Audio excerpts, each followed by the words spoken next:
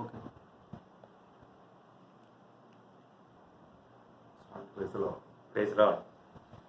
കർത്താവ് വീണ്ടും നമുക്ക് ഒരു മനോഹരമായ ദിവസം തന്നു. प्रभु ने और भी एक सुंदर दिन हमारे जीवन में दिया. നമുക്ക് അവന്റെ മന്ന ഭക്ഷിച്ചുകൊണ്ട് ആരംഭിക്കാം ഇന്നത്തെ ദിവസം. आज भी हम प्रभु की ओर से वो मन्ना खा करके आरंभ करेंगे. ഇന്ന് പഴയ നിയമത്തിൽ അധികം പരാമർശം ഇല്ലാത്തതും എന്നാൽ പുതിയ നിയമത്തിൽ കൂടെ പറയുന്നതുമായ ദൈവിക മർമ്മങ്ങൾ എന്ന വിഷയത്തെക്കുറിച്ച് അല്പമായി ചിന്തിക്കാൻ ആഗ്രഹിക്കുന്നു. आज पुराने नियम में ज्यादा इस विषय में नहीं कहा गया, परंतु नया नियम में बार बार बोलने वाले एक बात है परमेश्वर की भेद है. उन भेद की बातों के बारे में आज आपके साथ बांटना चाहते हैं. മത്തായി സുവിശേഷം അതിന്റെ 13 അധ്യായം 35 വാക്യം നമുക്ക് വായിച്ച് ആരംഭിക്കാം. मतलब मत्ती के सुसमाचार 13 अध्याय का 35 वचन पढ़ करके आज का ध्यान हम आरंभ करेंगे. Matthew chapter 13 verse 35. कि जो वचन भविष्य वक्ता के द्वारा कहा गया था वो पूरा हो. मैं दृष्टांत करने को अपने मुंह खोलूंगा. मैं उन बातों को जो जगत की उत्पत्ति से गुप्त रही है प्रकट करूंगा. Praise the Lord. Praise the Lord. ലോകസ്ഥാപനം മുതൽ ഗൂഢമായിരിക്കുന്നത് അല്ലെങ്കിൽ രഹസ്യമായിരിക്കുന്നത് അല്ലെങ്കിൽ മർമ്മമായിരിക്കുന്നത് എന്ന അർത്ഥത്തിലാണ് ആ വാക്യം. यहाँ पर हम जब दुनिया की सृष्टि से गुप्त रहने वाला उस अर्थ में वो वचन है. കർത്താവ് ഓമങ്ങളാലാണ് അത് തുടങ്ങിയത്. और प्रभु ने ये सारे बातों को दृष्टांतों के द्वारा शुरू किया. അപ്പൊ ദൈവത്തിന്റെ ഹൃദയത്തിൽ മാത്രം ദൈവം മാത്രം അറിയാവുന്ന രഹസ്യങ്ങളെയാണ് മർമ്മം എന്നുകൊണ്ട് ഉദ്ദേശിക്കുന്നത്. परमेश्वर ही सिर्फ जानता था, वो बातों को यहाँ पर भेद के रूप में बताया जाता है. അപ്പോൾ അത് എന്തിനാണ് ദൈവം ഈ മർമ്മമായിട്ടുള്ള കാര്യങ്ങൾ സംഗ്രഹിച്ചു വെച്ചിരിക്കുന്നത് എന്നുള്ളത് നമുക്ക് അറിയുന്നത് തന്നെ ജീവനാണ്. एक बात हमें जानना है कि परमेश्वर ने ऐसा गुप्त बातें क्यों छिपा कर रखा, और वो बातों को जानना ही जीवन है. നമുക്ക് 1 കൊരിന്ത്യർ അതിന്റെ 2 അധ്യായം 7 വാക്യം വായിക്കുമ്പോൾ जब पहला कुरिन्थी 2 अध्याय का 7 वचन जब हम पढ़ता है, पहला कुरिन्थी उसका चैप्टर 2 वर्स 7. परंतु हम परमेश्वर का वो गुप्त ज्ञान भेद की रीति पर बताते हैं जिसे परमेश्वर ने सनातन से हमारी महिमा के लिए ठहराया. ഇവിടെ ദൈവം തന്റെ ഹൃദയത്തിൽ മറച്ചു വെച്ച ചില മർമ്മങ്ങൾ നമ്മുടെ തേജസ്സിന് വേണ്ടിയായിരുന്നു എന്നുള്ള കാര്യമാണ് അവിടെ പറയുന്നത്. यहाँ पर ये जो बात छिपा कर रहा था उसका बारे में यहाँ पर लिखा है कि वो परमेश्वर ने हमारी महिमा के लिए ठहराया हुआ था. അപ്പൊ നമ്മൾ അവന്റെ ആ മർമ്മം അറിയുന്തോറും നമുക്ക് തേജസ് വർദ്ധിക്കുകയാണ്. जितना जितना हम उसकी भेद की बातों को जानते जाएगा उतना अधिक हमारा महिमा भी बढ़ते जाएगा. ദൈവം ഒരു അത്ഭുതമായ മർമ്മം തന്നെയാണ് ദൈവം. परमेश्वर ही एक महान भेद है. ഈ ദൈവത്തിന്റെ മർമ്മമാണ് ക്രിസ്തു. और परमेश्वर का भेद है मसीह. ഇനി ക്രിസ്തുവിന്റെ മർമ്മമാണ് സഭ. और मसीह का भेद है मंडली. പരസ്പരം എങ്ങനെ ഇത് പരസ്പരം ബന്ധപ്പെട്ടിരിക്കുന്നു എന്നുള്ളത് ഒരു മർമ്മം തന്നെയാണ്. ये आपस में कैसा संबंधित है, ये बात को जानना ही एक बहुत बड़ा भेद है. അപ്പോൾ സഭ എന്നുള്ളത് വാസ്തവത്തിൽ ദൈവ രഹസ്യങ്ങളുടെ ഒരു കലവറ തന്നെയാണ്. मंडली बोलेगा तो परमेश्वर का उस महान रहस्य का, महान भेद का एक भयंकर भंडार है. നമ്മള് റോമലേഖനം 1 അധ്യായത്തിൽ വായിക്കുമ്പോൾ ഈ ലോകത്തിലെ ജ്ഞാനികൾ അവർ ജ്ഞാനികൾ എന്ന് പറഞ്ഞുകൊണ്ട് അവർ അജ്ഞരായി പോയി. ये हम रोमियो का पत्री में जब पढ़ता है, इस दुनिया का ज्ञानी अपने आप को ज्ञानी समझ करके मूर्ख बन गया करके हम पढ़ता है. എന്നാൽ ദൈവം തന്റെ വലിയ കൃപയിൽ ചില ജ്ഞാനികളെ ഈ ഭൂമിയിൽ വാർത്തെടുത്തിരിക്കുക. परंतु परमेश्वर ने बड़ी अनुग्रह से कुछ ज्ञानियों को प्रभु ने तैयार किया है. സഭയിലുള്ളവരെല്ലാം ജ്ഞാനികളാണ്.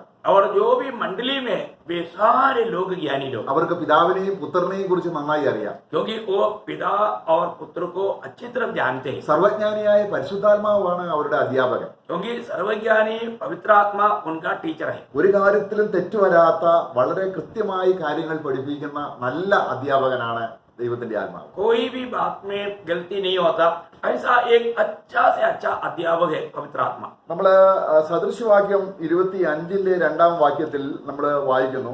जब नीति वचन 25 अध्याय का 2 वचन में हम पढ़ता है, नीति वचन प्रोवेब्स चैप्टर 25:25. परमेश्वर की महिमा गुप्त रखने में है, परंतु राजाओं की महिमा गुप्त बात का. അവിടെ വളരെ ശ്രേഷ്ഠമായ ഒരു വചനമാണ്. ദൈവം വളരെ മാർമികനായ ദൈവം കാര്യങ്ങൾ മറച്ചു വയ്ക്കുന്നതിലാണ് ദൈവത്തിന് മഹത്വം. परमेश्वर अपनी बातों को छिपा रखता है, उसमें प्रभु को महिमा है करके वहां पर हम देखता है. എന്നാൽ അവിടെ വളരെ മർമ്മമായി തന്നെ ഒരു കാര്യം പറയുകയാണ്. परंतु वहां पर एक गुप्त बात यहाँ पर बताता है, ദൈവം ഏതൊരു കാര്യം മറച്ചു വെച്ചോ അത് ആരായുന്നതാണ് രാജാവിന്റെ മഹത്വം. मतलब परमेश्वर ने जिस बात को गुप्त रखा वो बात को मालूम करना ये राजा की महिमा है. നമുക്കറിയാം ഈ ജയാളികളായി തീരുന്നവരൊക്കെ ഈ അടുത്ത യുഗത്തിൽ രാജാക്കന്മാരാണ്. आज इस युग में जो विजय होकर के जीवन बिताएगा वे अगला युग में राजा है. ആ രാജാവിന്റെ മഹത്വം എന്താണ്? वो राजा का महिमा क्या है? ദൈവഹൃദയത്തിലെ രഹസ്യങ്ങൾ അവർക്ക് ഭൂമിയിൽ വെച്ച് മനസ്സിലായി. क्योंकि परमेश्वर का हृदय का रहस्य ये दुनिया में जीते वक्त प्रभु ने उसको प्रकट करके दिया. ദൈവഹിതപ്രകാരമുള്ള ഒരു ഭരണ സംവിധാനം ദൈവം കൊണ്ടുവരുമ്പോൾ തന്റെ പുത്രനോടുകൂടെ രാജ്യം ഭരിക്കണമെങ്കിൽ അവൻ ജ്ഞാനിയായിരിക്കണം.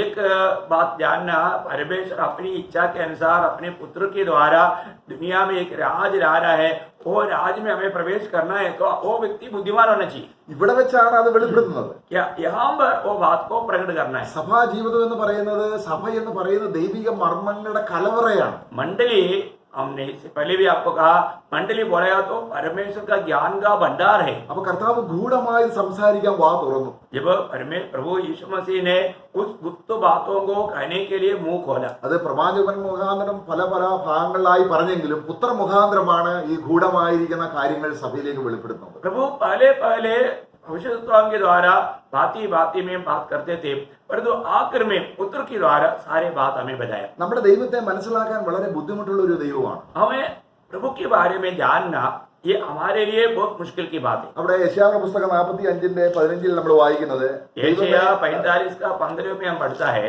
ദൈവമേ നീ മറഞ്ഞിരിക്കുന്ന ദൈവമാണ്, हे प्रभु आप छिपा हुआ परमेश्वर है, പക്ഷെ അവന് തന്റെ പ്രിയർക്ക് അവൻ വെളിപ്പെടുത്തുന്നു. परंतु वो अपनी प्रियों को अपने आप को प्रकट करता है. നമ്മള് റോമലേഖനം 11 അധ്യായം അതിന്റെ 33-34 വാക്യങ്ങൾ വായിക്കുമ്പോൾ जब रोमियो का पत्र 11 अध्याय 33 और 34 वचन जब हम पढ़ता है, അവിടെ ദൈവത്തിന്റെ ജ്ഞാനത്തിന്റെ ആഴം, जब वहां पर परमेश्वर के ज्ञान की गहराई के बारे में हम देखता है. അത് आप रोमियो का पत्र 11 अध्याय 33 और 34, रोमियो चैप्टर 11 verse 30, 33 and 34. आहा, परमेश्वर का धन और बुद्धि और ज्ञान क्या ही गंभीर है, उसके विचार कैसे अथाह है और उसके मार्ग कैसे अगम्य है. प्रभु की बुद्धि को किसने जाना या उसकी मंत्री कौन हुआ. ഓക്കെ, അവിടെ ചോദിക്കുകയാണ് കർത്താവിനെ മനസ്സറിഞ്ഞവൻ ആരെ? यहाँ पर पूछता है कि परमेश्वर के मन को किसने जाना. അവിടെ മുകളിൽ ദൈവം അഗാധമായി മറച്ചു വെച്ചിരിക്കുന്ന ദൈവത്തിന്റെ ന്യായവിധികൾ, ദൈവത്തിന്റെ വഴികൾ, ദൈവത്തിന്റെ ജ്ഞാനം, ഇതൊക്കെയും ദൈവം വെളിപ്പെടുത്തി കൊടുക്കുന്ന ഒരു കൂട്ടം ജനമുണ്ട്. അതാണ് കർത്താവിന്റെ മനസ്സറിഞ്ഞവരാണ് സഭ. यहाँ पर हम देखते हैं कि हम ऊपर देखते हैं कि उसका धन, उसकी बुद्धि, उसके ज्ञान, मतलब उसका विचार, ये सब कुछ जाना हुआ ये कुछ लोग है, वो है मंडली. അവർ ലോകത്തിലായിരുന്നപ്പോൾ അവർക്കൊന്നും അറിയില്ലായിരുന്നു. वो जब दुनिया की अवस्था में था, उस समय में इस बारे में कुछ भी नहीं जानते थे. പൗലോസ് ലോകപ്രകാരം ഫിലോസഫിയൊക്കെ പഠിച്ച ലോകജ്ഞാനിയായിരുന്നു. जब प्रेषित पौलुस ये दुनिया का रीति में बहुत बड़ा ज्ञानी व्यक्ति था, പക്ഷെ അതെല്ലാം താൻ ക്രൂശിൽ വ്യർത്ഥമായി കണ്ടിട്ട്, തനിക്ക് ലാഭമായതെല്ലാം ഛേദമായി കണ്ടിട്ട് ഈ ക്രിസ്തുവിനെ കുറിച്ചുള്ള പരിജ്ഞാനം കൊണ്ട് നിറഞ്ഞു. जब प्रभु यीशु मसीह को पाने के बाद में वो सारे बात वो कूड़ा कचरा जान करके मसीह के ज्ञान से वो भर गया. അവൻ ദൈവപരിജ്ഞാനം കൊണ്ട് ക്രിസ്തുവിനെയും കൂടെ ജ്ഞാനം കൊണ്ട് നിറഞ്ഞപ്പോൾ ഈ ലോകം അവനെ ചപ്പുചവറുമായി. जब वो मसीह के ज्ञान से भर गया तब ये दुनिया ने पौलुस को एक कूड़ा कचरा जाना. അപ്പോൾ ദൈവത്തോട് വളരെ ബന്ധപ്പെട്ട ദൈവിക മർമ്മങ്ങൾ, ദൈവം കാര്യങ്ങൾ മറച്ചു വെച്ചിരിക്കുകയാണ്. അത് നമുക്ക് വെളിപ്പെടുത്തി തരുന്നതാണ് ദൈവിക മർമ്മങ്ങൾ. അപ്പോൾ നമ്മളിവിടെ പുതിയ നിയമത്തിൽ വെളിപ്പെടുത്തപ്പെട്ടിരിക്കുന്ന ചില 10-12 മർമ്മങ്ങളായ ചില കാര്യങ്ങളുണ്ട്. परमेश्वर के संबंध की जो गहरी जो बातें हैं प्रभु ने छिपा कर रखा था, तो आज हम उन बातों के बारे में देखने जा रहे हैं, क्योंकि यहाँ पर प्रकट किया हुआ 10-12 वेद की बातें. അവിടെ നമ്മൾ 1 കൊരിന്ത്യർ നമ്മൾ വായിച്ചു, അതിന് 2-ാം അധ്യായം 15-16 വാക്യങ്ങളിൽ വായിച്ചപ്പോൾ ദൈവഹൃദയത്തിലെ ആഴങ്ങൾ അറിയുന്ന പരിശുദ്ധാത്മാവ് അത് നമുക്ക് പരിശുദ്ധാത്മാവിൽ വെളിപ്പെടുത്തിയിരിക്കുന്നു എന്ന് വായിക്കുന്നുണ്ട്. जब हम लोगों ने पहला कोरिन्थी 2 अध्याय का मतलब 7 वचन से लेकर के 15 वचन जब हम पढ़ता है तो प्रभु की आत्मा ने हमको उन बातों को प्रकट किया करके हम देखते हैं. ഇതിന് പിന്നെ താഴോട്ട് പറഞ്ഞു വരുമ്പോൾ പറയുകയാണ്, और जब नीचे पढ़कर आता है तब बोलता है ആത്മീയൻ സകലത്തെയും അറിയും. और 15 वचन में लिखा है कि आत्मिक जन सारे बातों को जानता है. ദൈവത്തിന്റെ കാര്യങ്ങള്, परमेश्वर की बातें, അത് മർമ്മങ്ങളാണ്. वो वेद की बात है. നമ്മൾ ആമോസിന്റെ പുസ്തകം അതിന്റെ 3-ാം അധ്യായത്തിന്റെ 6-7 വാക്യങ്ങൾ വായിക്കുമ്പോൾ ദൈവം തന്റെ ഭക്തന്മാർക്ക് വെളിപ്പെടുത്താതെ ഒരു രഹസ്യവും വെളിപ്പെടുത്താതെ ഒന്നും ചെയ്യുന്നില്ല. जब हम आमोस की किताब 3रा अध्याय का 6-7 वचन अगर पढ़ेगा तो वहां पर यह लिखा है कि परमेश्वर अपने भक्तों को या अपने दासों को प्रकट करते बिना कोई भी काम नहीं करेगा. അപ്പോൾ പരിശുദ്ധാത്മാവിനെ അയക്കുന്നതിനുള്ള ബന്ധത്തിൽ കർത്താവ് പറഞ്ഞിട്ടുണ്ട്, അവൻ സകല സത്യവും നിങ്ങളെ അറിയിക്കും, വരാനുള്ളതൊക്കെ നിങ്ങളെ അറിയിക്കും. पवित्र आत्मा का भेजने के बारे में जब कहा तब प्रभु यीशु मसीह ने कहा वह तुम्हें हरेक सच्चाई की बातें तुम्हें बता देगा. ലോകത്തിലുള്ളവർക്ക് അവനെ ലഭിക്കത്തില്ല. ये दुनिया के लोगों को वो प्राप्त नहीं होगा. എന്നാൽ കർത്താവിന്റെ മക്കൾക്ക് സഭ ദൈവിക രഹസ്യങ്ങളുടെ മർമ്മമാണ്. परंतु मंडली जो है वो परमेश्वर की गुप्त बातों का एक भंडार है. ദൈവം അബ്രഹാമിന് വെളിപ്പെട്ടപ്പോൾ സോദോം ഗോമോരയെ നശിപ്പിക്കാൻ പോകുന്ന രഹസ്യം ദൈവം അബ്രഹാമിന് വെളിപ്പെടുത്തി. जब हम देखते हैं कि जब सोदोम गोमोरा को नाश करने जा रहा था उससे पहले प्रभु ने अब्राहम को वो बात प्रकट किया. എന്നാൽ സോദോം ഗോമോറ നശിക്കാൻ പോവുകയാണെന്നും തീ കൊണ്ട് അതിന് ഇനി അന്ത്യം വരാൻ പോവുകയാണെന്ന് അറിയാവുന്ന അബ്രഹാം जब अब्राहम को ये मालूम पड़ा कि प्रभु सोदोम गोमोरा को नाश करने के लिए जा रहे हैं तब अब्राहम ने തന്റെ അടുക്കൽ നിന്നും പോയ ദൂതന്മാർ ലോത്തിന്റെ അടുക്കൽ ചെന്നപ്പോൾ ഈ അബ്രഹാമിലുള്ള അറിവ് ലോത്തിനില്ല. जब हम देखते हैं कि अब्राहम के पास से 2 स्वर्गदूत लोत के पास गया परंतु जो अब्राहम को जो अभी जो ज्ञान है वो बात अभी लोत को नहीं है. നമ്മൾ ലോത്തിനോട് ചോദിക്കുക, ലോത്ത് ഈ സോദോം ഗോമോറയ്ക്ക് എന്ത് സംഭവിക്കുമെന്ന് ചോദിച്ചാൽ ലോത്ത് പറയും, ഇവിടെ ഞങ്ങൾക്ക് ഗവൺമെന്റ് പഞ്ചവത്സര പദ്ധതിയുണ്ട്, ഒരുപാട് കാര്യങ്ങൾ ചെയ്യാൻ പോവുകയാണ്, അതേ പറയത്തുള്ളൂ. अगर आप लोत से पूछो कि सोदोम गोमोरे में क्या हो रहा है अभी क्या है, वो बोलेगा यहाँ पर जो आज का सरकार जो 5 साल का पद्धति तैयार करता है ऐसा इधर भी सरकार ने बहुत बड़े बड़े पद्धतियां तैयार किया, ऐसे दुनिया की बातें बोलेगा.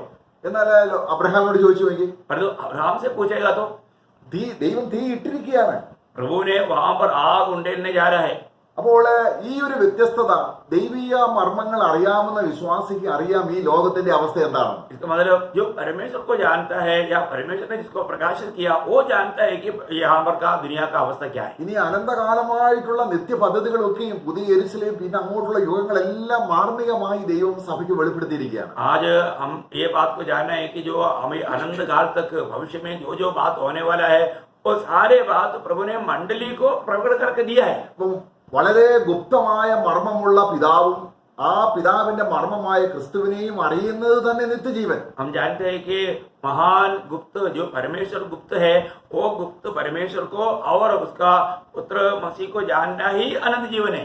അപ്പം ഈ മർമ്മങ്ങൾ അറിയാനായിട്ട് കർത്താവിന്റെ ആത്മാവ് നമ്മളെ കൂടുതലായി സഹായിക്കട്ടെ. आज इस वेद की बातों को जानने के लिए प्रभु की आत्मा में सहायता करें. അവൻ മറച്ചു വെച്ച കാര്യങ്ങൾ വെളിപ്പെടുത്തുമ്പോൾ അവനെ തന്നെയാണ് നമ്മൾ അറിയുന്നത്. जब उन्होंने जो छिपाया वो बातों को जो प्रकट करता है इसके द्वारा हम प्रभु को ही जान पाता है. നമ്മുടെ വിശ്വാസ ജീവിതത്തിന്റെ ആരംഭമായ വിശ്വാസം തന്നെ ഒരു മർമ്മമായിട്ടാണ് വേദപുസ്തകം വെളിപ്പെടുത്തിയിരിക്കുന്നത്. हमारा विश्वास जीवन के आरंभ जो विश्वास जो है वो विश्वास भी एक वेद है करके प्रभु का वचन प्रकट करता है. നമുക്ക് 1 തീമോഥെയോസ് അതിന്റെ 3-ാം അധ്യായത്തിന്റെ 9-ാം വാക്യം, जब पहला तिमोथी 3रा अध्याय का 9 वचन അവിടെ ഒരു പ്രയോഗം അങ്ങനെ ഉണ്ട്, നമുക്ക് വായിക്കാം. वहां पर हम उस रीति में पढ़ता है पहला तिमोथी उसका 3रा अध्याय का 9 वचन.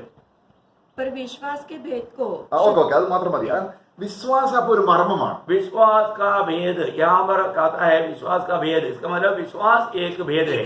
നമുക്കപ്പോ അത് എന്താ വിശ്വാസം എന്ന് പറയുമ്പോൾ എന്താ അത് മർമ്മമായിരിക്കുന്നു? അത് പഴയ നിയമത്തിൽ വിശ്വാസം ഇല്ലായിരുന്നു. मतलब विश्वास ऐसा क्या भेद है जबकि क्या पुराना नियम में विश्वास नहीं था क्या? പണ്ട് മുതലേ മനുഷ്യൻ കേൾക്കുന്ന ഒരു കാര്യമാണ് വിശ്വാസം. मैं पहले से मनुष्य सुनता है विश्वास विश्वास विश्वास. എന്നാൽ പുതിയ നിയമത്തിൽ വിശ്വാസം എന്ന് പറയുന്നതിന് ഒരു മാർമികമായ ഒരു വശം അതിനുണ്ട്. परंतु नया नियम में विश्वास करने के लिए उसके लिए एक वेद की बात है. ക്രൂശിന്റെ വചനം നശിച്ചു പോകുന്നവർക്ക് പോഷത്വമാണ്. നാം എന്ത് വിശ്വസിക്കണമെന്ന് ദൈവം ആഗ്രഹിക്കുന്നോ അത് ചിലർക്ക് പോഷത്വമാണ്, ചിലർക്ക് അത് ദൈവശക്തി ജീവനുമാണ്. क्रूस की कथा नाश होने वालों के लिए मूर्खता है. हम क्या विश्वास करना चाहिए वो प्रभु को अपना दिल में है, परंतु कुछ लोगों को ये मूर्खता की बात है. അപ്പൊ ഇവിടെ എങ്ങനെയാണ് വിശ്വാസം മർമ്മമായിരിക്കുന്നത്? यहाँ पर विश्वास कैसा एक भेद बन गया. നമുക്ക് പഴയ നിയമത്തിലെ ഒരു വലിയ ഒരു ചോദ്യചിഹ്നമാണ്, സ്ത്രീ പ്രസവിച്ചവൻ നീതിമാനാകുന്നത് എങ്ങനെ? पुराना नियम में एक बहुत बड़ा एक सवाल है कि स्त्री की ओर से जन्मा हुआ व्यक्ति धर्मी कैसा या पवित्र कैसा हो सकता है. എങ്ങനെയാണ് ഒരു പാവി അല്ലെങ്കിൽ ഒരു സ്ത്രീ പ്രസവിച്ച ആ ഒരു പുഴു പോലെയുള്ള ഒരു മനുഷ്യൻ എങ്ങനെ ദൈവത്തിന് നീതിമാനാകും? ഒരു एक ചോദ്യമാണ്. स्त्री के द्वारा जन्म लिया हुआ एक बच्चा कैसा पवित्र बन सकता है? योग की किताबों में वो सवाल हम देखता है। ആ അപ്പോൾ അപ്പോൾ ഒരു ഒരു ഒരു എങ്ങനെയാണത് ആ ഒരു സ്ത്രീ പ്രസവിച്ചവൻ നീതിമാനാകുന്നത് എന്നുള്ളത് വിശ്വാസത്താലാണെന്നുള്ള മർമ്മം ദൈവം വെളിപ്പെടുത്തിയെങ്കിൽ മാത്രമേ നമുക്കത് മനസ്സിലാക്കാൻ കഴിയുള്ളൂ. एक स्त्री से जन्मा हुआ एक व्यक्ति मानो कैसे पवित्र बन सकता है, ये बात विश्वास की द्वारा है करके प्रभु जब तक प्रकट करके नहीं देगा तब तक हमें मालूम नहीं पड़ेगा। ദൈവം ന്യായപ്രമാണം കൊടുത്തത് എന്തിനാണ്? प्रभु ने व्यवस्था क्यों दिया? ഞാൻ പറയുന്ന കൽപ്പനകൾ പ്രമാണിച്ചാൽ നീ നീതിമാനാകും. यहाँ पर हम देखते हैं कि जो मैं आज्ञा देता है वो आज्ञा पालन करने से तू धर्मी बनेगा करके प्रभु का वचन है। അതേ കാര്യം പുതിയ നിയമത്തിൽ പറയുകയാണ്, ന്യായപ്രമാണത്തിന്റെ പ്രവൃത്തിയിൽ ആശ്രയിക്കുന്നവൻ ശപിക്കപ്പെട്ടവൻ. और परंतु वही बात को हम नया नियम में पढ़ता है कि जो व्यवस्था में भरोसा करता है वो श्रापित है। അപ്പൊ ന്യായപ്രമാണത്തിന്റെ പ്രവൃത്തിയിലൂടെ ആർക്ക് നീതിമാനാകാൻ കഴിയുകയില്ല. इसका मतलब हमें यह जानना है व्यवस्था के द्वारा कोई भी धर्मी नहीं ठहरता। അപ്പോൾ വിശ്വാസ മാർഗം, इसका मतलब विश्वास की मार्ग, അപ്പം വിശ്വാസത്തിന്റെ അപ്പൊ കർമ്മമാർഗം പോയി അതെങ്ങനെ പോയി? मतलब जो भी कृत्य का मार्ग वो चला गया, और जो भी जो है वो विश्वास की मार्ग है, वो कर्म की मार्ग कैसे चला गया? ആ അപ്പോൾ ഇതൊരു ഒരു ഒരു മർമ്മമാണ്. ये भी एक भेद है। അപ്പോൾ നമ്മൾ ഈ മർമ്മത്തെ കുറിച്ച് നമ്മൾ വായിക്കുമ്പോൾ ന്യായപ്രമാണം കൂടാതെ വെളിപ്പെടുന്ന ഒരു ദൈവികമായ ഒരു പ്രവൃത്തിയാണ് വിശ്വാസത്തിന്റെ മർമ്മമായിരിക്കുന്നത്. देखो यहाँ पर व्यवस्था के बिना प्रकट होने वाला एक धार्मिकता का कार्य है, यहाँ पर विश्वास के द्वारा यहाँ पर वचन बताया जाता है। അപ്പോൾ സുവിശേഷത്തിന്റെ മർമ്മം എന്ന് പറയുന്നത് അല്ലെങ്കിൽ വിശ്വാസമാണ്. सुसमाचार का भेद ये विश्वास है। നമ്മളത് റോമലേഖനം 1-ാം അധ്യായം അതിന്റെ 16-17 വാക്യങ്ങൾ വായിക്കുന്നുണ്ട്. जब रोमियों का पत्री पहला अध्याय उसकी 16-17 वचन में हम पढ़ते हैं, അപ്പം പഴയ നിയമത്തിൽ നീതിമാൻ പ്രവൃത്തിയാൽ ജീവിക്കുമെന്ന് പറയുമ്പോൾ പുതിയ നിയമത്തിൽ ദൈവം മർമ്മമായിട്ട് വിശ്വാസം കൊണ്ടുവരികയാണ്. അത് 16-17 ഉണ്ടത്. जब पुराना नियम में कामों के द्वारा धर्मी ठहराया जाएगा, ये बात बताने के समय में नया नियम में रोमियो पहला अध्याय का 17 वचन में लिखा है कि मेरा धर्मी जन विश्वास के द्वारा जीवित रहेगा। Price the Lord. അപ്പോൾ എന്താണ് അവിടെ ആ രക്ഷയ്ക്ക് കാരണമായി തീരുന്നത്? इसका मतलब उधरी इस उद्धार का कारण क्या बनता है? ആ ദൈവത്തിന്റെ നീതി വിശ്വാസ ഹേതുവായും വിശ്വാസത്തിനായിക്കൊണ്ടും വെളിപ്പെടുന്നു. परमेश्वर का धार्मिकता वो विश्वास के लिए और विश्वास के द्वारा है। നമ്മളത് 3-ാം അധ്യായം അതിന്റെ 20-ാം വാക്യം 23 മുതലുള്ള വാക്യങ്ങൾ വായിക്കുമ്പോൾ जब हम वही रोमियो का पत्री 3रा अध्याय का 23 वचन से जब हम पढ़ता है, 23-ഉം 24 വാക്യങ്ങൾ, उसका 23 और 24 वचन रोमियो रोमन्स चैप्टर 3 23-24, इसलिए कि सबने पाप किया है और परमेश्वर की महिमा से रहित है, परंतु उसके अनुग्रह से उस छुटकारे के द्वारा जो मसीह यीशु में है सेक में धर्मी ठहराए जाते हैं। അപ്പോൾ ഇവിടെ സൗജന്യമായിട്ട്, നേരത്തെ പ്രവൃത്തിയാലാണ്. यहाँ पर हम देखते हैं कि मतलब पहले कामों के द्वारा था, यहाँ पर लिखा है कि सेतु में। അപ്പോൾ ഈ വിശ്വാസത്താലുള്ള ഈ നീതിമാനാകുന്ന ആ ദൈവപ്രവൃത്തി തന്റെ പുത്രനെ കാൽവരി ക്രൂശിൽ യാഗമാക്കിക്കൊണ്ട് യേശു ക്രിസ്തുവിനെ പരസ്യമായി നിർത്തിയിരിക്കുകയാണ്. ആരെങ്കിലും യേശുവിൽ വിശ്വസിച്ചാൽ ആ വിശ്വസിക്കുന്നവനെ നീതീകരിക്കുന്നവനാണ് ദൈവമെന്ന് പരസ്യമായി ഇവിടെ വെളിപ്പെടുത്തുക. यहाँ पर हम देखते हैं कि प्रभु यीशु मसीह पर विश्वास करने के द्वारा हमें धर्मी ठहराने के लिए प्रभु यीशु मसीह को खुल्लम सबको देखने लायक मालक खड़ा किया है। जो भी विश्वास करेगा वो धर्मी ठहरेगा। അപ്പോൾ യേശു ക്രിസ്തുവിലുള്ള ഈ വിശ്വാസം അത് വളരെ മാർമികമായ വിശ്വാസമാണ്. इसका मतलब प्रभु यीशु मसीह में जो विश्वास करने का अर्थ वो एक भेद की विश्वास है। അത് ദൈവം വെളിപ്പെടുത്താതെ മനസ്സിലാകില്ല. ये जब तक इसका भेद प्रभु प्रकट करके नहीं देगा तब तक वो समझेगा नहीं। അപ്പോൾ കർത്താവിന്റെ കൃപയിലേക്ക് കടന്നു വന്ന വിശുദ്ധന്മാരെ, യഹൂദന്മാരായ വിശ്വാസികൾ അല്ലെങ്കിൽ കർമ്മത്താൽ ആശ്രയിച്ചിരുന്ന വിശ്വാസികൾ അതിൽ വളരെയധികം ഗൗരവമായി അല്ലെങ്കിൽ അതിൽ ഗമണ്ട് ഉണ്ടായിരുന്ന വിശ്വാസികള് വിശ്വാസത്താൽ കർത്താവിന്റെ കൃപയിലേക്ക് വന്നപ്പോൾ അത് വ്യക്തമായി അതിന് ഡെഫിനിഷൻ കൊടുത്തിട്ടുണ്ട് എന്താണ് ഈ വിശ്വാസത്തിന്റെ മാർഗം. यहाँ पर हम देखते हैं कि जो यहूदी लोग कर्म के द्वारा अपने आप को धर्मी गिन करके वो चलते थे, बाद में जब विश्वास में आया तो विश्वास के द्वारा जीवन बिताने का व्यक्त वर्णन यहाँ पर वचन में दिया है। നമ്മള് ഗലാത്യ ലേഖനം അതിന്റെ 2-ാം അധ്യായം गलातियों का पत्र उसका 2रा अध्याय അതിന്റെ 16-ാം വാക്യം ഒന്ന് വായിക്കാം. उसका 16 वचन पढ़ेंगे। गलातियों उसका 2रा अध्याय का 16 वचन। तो भी ये जानकर कि मनुष्य व्यवस्था के कामों से नहीं पर केवल यीशु मसीह पर विश्वास करने के द्वारा धर्मी ठहराया है। ഓക്കെ, അപ്പം മനുഷ്യൻ ചോദിക്കട്ടെ, യേശുവിന് വിശ്വസിച്ചാൽ എങ്ങനെ നീതിമാനാവും? कई बार ये सुनने के बाद में प्रभु यीशु पर विश्वास करेगा तो कैसा धर्मी ठहरेगा। അത് ചിലർക്കൊരു മർമ്മമായിരിക്കുകയാണ്. परंतु ये बात कुछ लोगों के लिए एक भेद की बात है। എത്ര ആയാലും മനസ്സിലാവുന്നില്ല. वो कितना भी बोलने से वो समझता नहीं। എന്നാൽ ദൈവം ഒരാൾക്ക് അത് വെളിപ്പെടുത്തി കഴിഞ്ഞാൽ, परंतु एक व्यक्ति को जो प्रभु प्रकट करके देता है, ആ രഹസ്യം അവന് വെളിപ്പെട്ട് കഴിയുമ്പോൾ वो गुप्त बात उसको प्रकाश करके मिलने के बाद ഈ വിശ്വാസം അവന് ശക്തിയായി ജീവന്റെ മാർഗമായി തീരുന്നു. എന്റെ നീതിമാൻ വിശ്വാസത്താൽ ജീവിക്കും. ये विश्वास उनके लिए जीवन में बदलेगा, क्योंकि मेरा धर्मी जन विश्वास से जीवित रहेगा। അപ്പം വിശ്വാസത്തിന്റെ ആ യഥാർത്ഥമായ ആ അനുഗ്രഹം എന്ന് പറയുന്നത് ദൈവത്തിന്റെ വെളിപ്പെടുത്തലാണ്. मतलब विश्वास का सच्चा मतलब आशीष क्या है कि परमेश्वर वो बात को हमें प्रकट करके देता है। അത് ചിലർക്ക് ദൈവം മറച്ചു വെച്ചിരിക്കുന്നു, बहुत लोगों को प्रभु ने उसको छिपा कर रखा, നമുക്കത് വെളിപ്പെടുത്തിയിരിക്കുന്നു. परंतु प्रभु ने हमें वो बात को प्रकाश करके दिया। നാം എത്രമാത്രം ദൈവത്തെ സ്തുതിക്കണം. हम कितना अधिक प्रभु को महिमा करना चाहिए, നാം स्तुति करना चाहिए। ക്രിസ്തുവിനെ അറിയുന്നത് നമ്മുടെ ജ്ഞാനത്താലോ ശക്തിയാലോ അല്ല. हम प्रभु को जो जानता है वो हमारे ज्ञान के द्वारा नहीं। അപ്പൊ സ്ത്രീ പ്രസവിച്ചവൻ നീതിമാനാകുന്നത് എന്നത് എങ്ങനെയെന്ന് പഴയ നിയമത്തിലെ ആ വലിയ ചോദ്യത്തിന് പുതിയ നിയമത്തിൽ ഒരു വിശ്വാസിക്ക് വ്യക്തമായിട്ട് ഉത്തരം കൊടുക്കാൻ കഴിയും. यहाँ पर हम पुराने नियम में योग ने पूछा था कि जो स्त्री से जन्मा है वो कभी पवित्र बन सकता है क्या, वो कभी धर्मी बन सकता है क्या? उस बात का उत्तर हम नया नियम में क्लियर दे सकता है। हाँ, धर्मी बन सकता है। कैसा? मसीह में विश्वास करने के द्वारा। അപ്പോൾ ആ ക്രിസ്തുവിൽ വിശ്വസിക്കുന്നവൻ നീതിമാൻ മാത്രമല്ല, അവൻ വിശുദ്ധനുമാണ്. सिर्फ यीशु मसीह में विश्वास करने वाला सिर्फ धर्मी है, इतना ही नहीं, वो पवित्र जन है।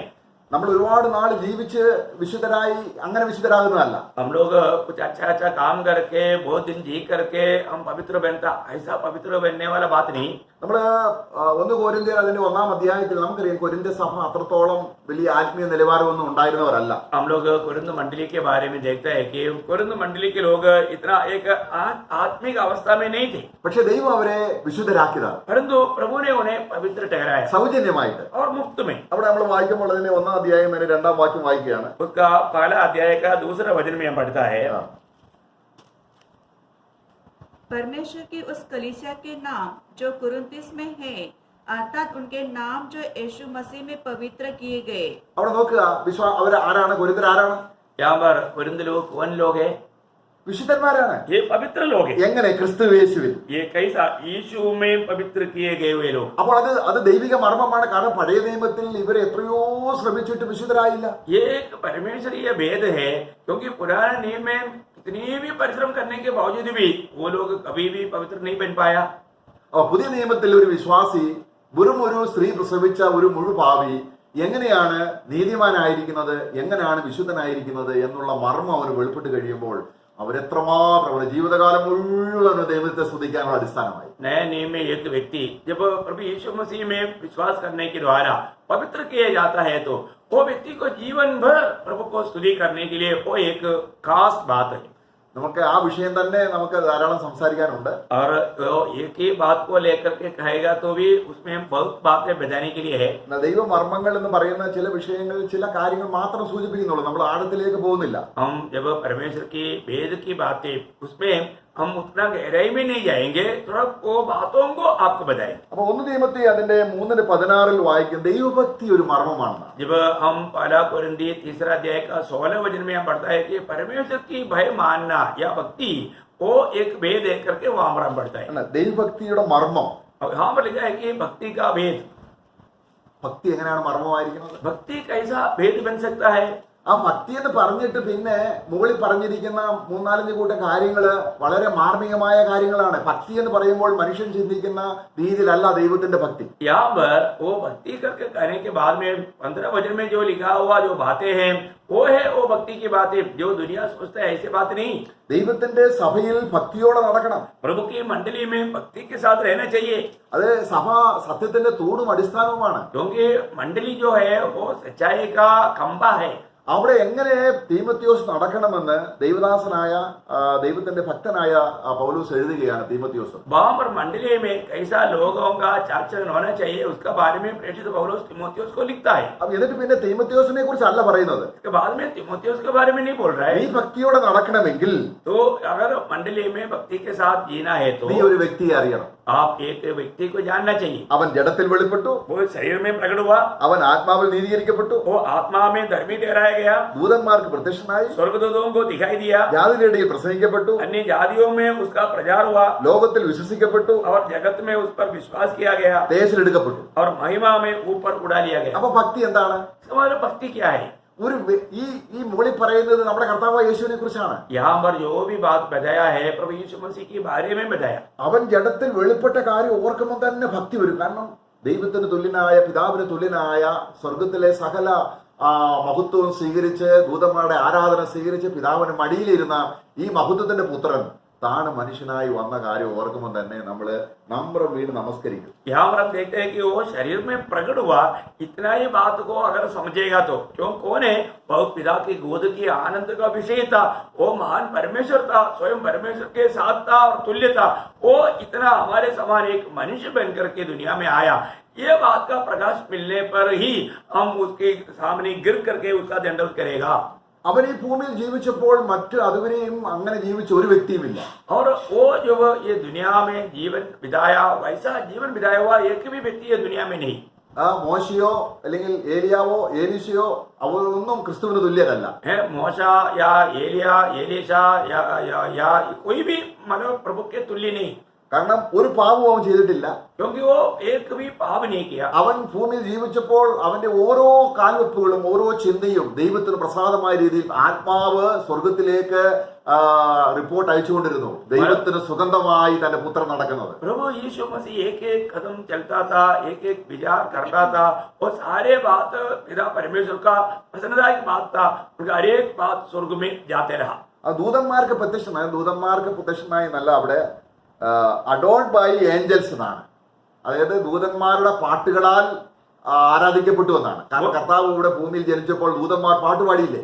यहाँ पर मतलब दूतों को दिखाई दिया, इसका अर्थ मतलब दूतों को प्रकट हुआ ऐसा नहीं, प्रभु का जन्म के समय में स्वर्गदूत गीत गा करके प्रभु का महिमा किया। ഇതാ ബേത്ലഹേമിൽ ദാവീദിന്റെ മകനായിട്ട് കർത്താവായ യേശു ജനിച്ചതിനെ കുറിച്ച് പറയുമ്പോൾ സർവർക്കും ഉണ്ടാകാനുള്ള മഹാസന്തോഷം, നിങ്ങൾ ഘോഷിക്കുന്ന ദൂതന്മാരുടെ സംഘം പാട്ടുപാടിയ കാര്യമാണ് പറയുന്നത്. जब प्रभु यीशु मसीह के जन्म के समय में स्वर्गदूत लोगों ने वहां पर मिलकर के गीत गाया, देख दावीद के नगर में बेथलेहम में उद्धारकर्ता जन्मा, सबके लिए ये आनंद के सुसमाचार।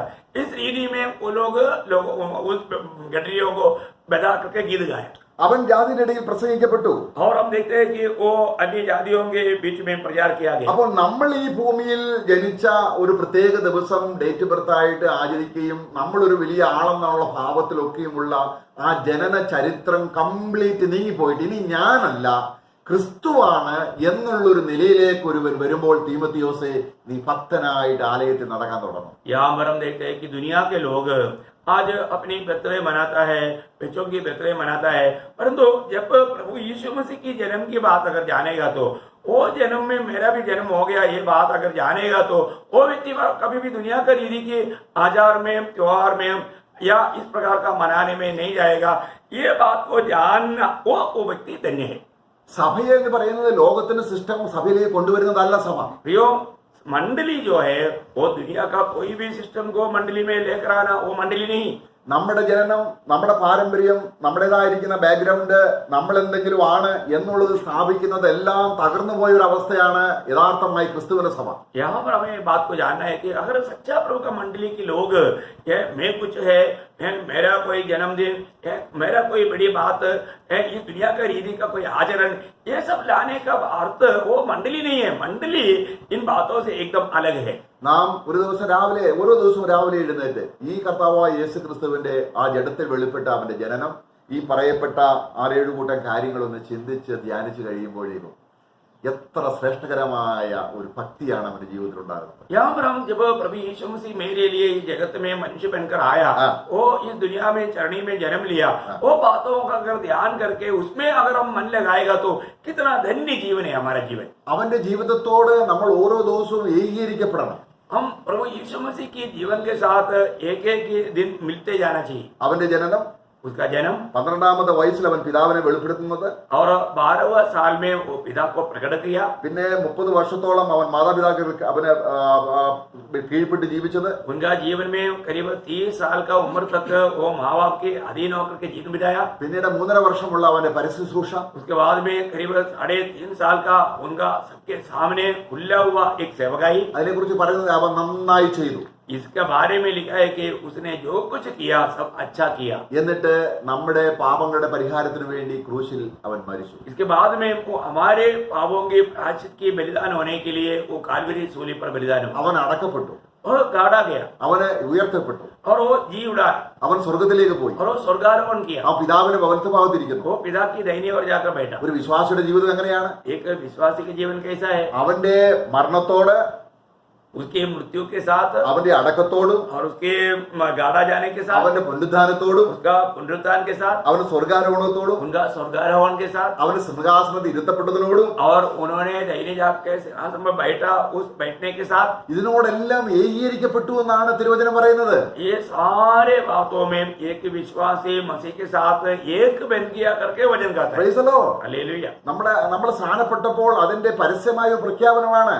हम जब बपतिस्मा लिया उस समय में ये बात का एक घोषणा है वो, ഞാൻ അവനോട് മരിച്ചു, क्योंकि मैं प्रभु यीशु मसीह के साथ मारा गया ഞാൻ അടക്കപ്പെട്ടു, और मैं गाड़ा गया. എല്ലാം അവനോട് കൂടെ അവനോട് കൂടെ അവനോട് കൂടെ मैं सारे बातों में मैं मसीह के साथ हो लिया. അവനോട് കൂടെ ഇരുത്തപ്പെട്ടു. मैं मसीह के साथ बैठाया गया. Praise the Lord. Praise the Lord. അവൻ തേജസ്സിൽ വെളിപ്പെടുമ്പോൾ और वो जब महिमा में प्रकट होगा, ഈ മർമ്മമായ ക്രിസ്തുവിൽ മർമ്മമായ സഭ വെളിപ്പെടുകയാണ്. इस भेद की मसीह में मंडली जो भेद है वो मसीह में प्रकट हो जाएगा. ഒരു വിശ്വാസിയുടെ ജീവൻ എവിടെയാണ്? एक विश्वासी का जीवन कहाँ पर है? അത് കൊലോസ്യലേഖനം നമ്മൾ വായിക്കുകയാണ്. അത് ക്രിസ്തുയേശുവിൽ ദൈവത്തിൽ മറിഞ്ഞിരിക്കുകയാണ്, കൊലോസ്യർ का पत्र ये ഗൂഢമായിരിക്കുന്നു. पड़ोसियों का पत्र ये 3 अध्याय का 3-4 वचन में लिखा है कि हमारा जीवन मसीह यीशु में पिता में छिपा हुआ है, वो गुप्त है. എത്ര ശ്രേഷ്ഠമാണ് പ്രിയമുള്ളവരെ, നമ്മളതൊന്ന് കാണുമ്പോൾ എത്ര ശ്രേഷ്ഠമാണ്. ये कितना श्रेष्ठ बात है प्रियो. ये हम अगर हम देखेगा तो हम कितना धन्य लोग हैं. നമുക്ക് ദൈവം തന്നിരിക്കുന്ന ഈ ശ്രേഷ്ഠകരമായ, നമ്മളെ തൊടാൻ ആർക്കും കഴിയത്തില്ല. हमें प्रभु ने जो दिया हुआ पदवी कितना श्रेष्ठ है, हमें कोई छू नहीं सकता प्रियो. അത് മർമ്മമായി ഗ്രഹിച്ചില്ലെങ്കിൽ നമ്മളിവിടെ ഇരിക്കുന്നു, നമ്മളെ ആർക്കും വന്ന് നശിപ്പിക്കാൻ നമ്മൾ ചിന്തിക്കും. പക്ഷെ മർമ്മമായിട്ട് അത് ദൈവത്തിന്റെ സഭയെ ദൈവം എങ്ങനെ സൂക്ഷിച്ചിരിക്കുന്നു എന്ന് നമ്മൾ മാർമികമായിട്ട് വേണമെങ്കിൽ കൊലോസ്യ ലേഖനം 3-ാം അധ്യായം ഒന്ന് വായിക്കാം. हम लोग ये बात को जानना है कि हमारा वास्तविक अवस्था क्या है. हम यहाँ पर रहता है, हमें इधर ही आकर के कोई भी आकर के सता सकता है, तकलीफ दे सकता है, परंतु प्रभु ने जो हमारे लिए किया हुआ काम हम प्रभु की दृष्टि में कैसा है, वो बात को अगर हम जानेगा तो ये दुनिया में हमें कोई नहीं छू सकता. चाहे तो हम पढ़ेंगे कोलोसियों का पत्र उसका 3 अध्याय का 1-4. अतः जब तुम मसीह के साथ जिलाए गए तो स्वर्गीय वस्तु की खोज में रहो, जहाँ मसीह विद्यमान में है और परमेश्वर के दाहिनी ओर बैठा है. पृथ्वी पर की नहीं परंतु स्वर्गीय वस्तु पर ध्यान लगाओ, क्योंकि तुम तो मर गए और तुम्हारा जीवन मसीह के साथ परमेश्वर में छिपा हुआ है. जब मसीह जो हमारा जीवन प्रकट होगा तब तुम भी उसके साथ महिमा सहित प्रकट किए जाओगे. അപ്പൊ നമ്മൾ നേരത്തെ അവൻ ജഡത്തിൽ വെളിപ്പെട്ടു, അങ്ങനെ തുടങ്ങി അങ്ങോട്ടുള്ള തേജസ്സിൽ എടുക്കപ്പെട്ട ഈ വിഷയങ്ങളോട് ഒരു വിശ്വാസി ഏകീഭവിച്ചൊന്ന് അവരിൽ ഗുപ്തമാണ്. यहाँ पर हम देखते हैं कि प्रभु यीशु मसीह शरीर में प्रकट हुआ और वो हमारे लिए मरकर के गाड़ा गया, जी उड़ा. इसका मतलब क्या है कि हम प्रभु के साथ हर बात में एक बन गया.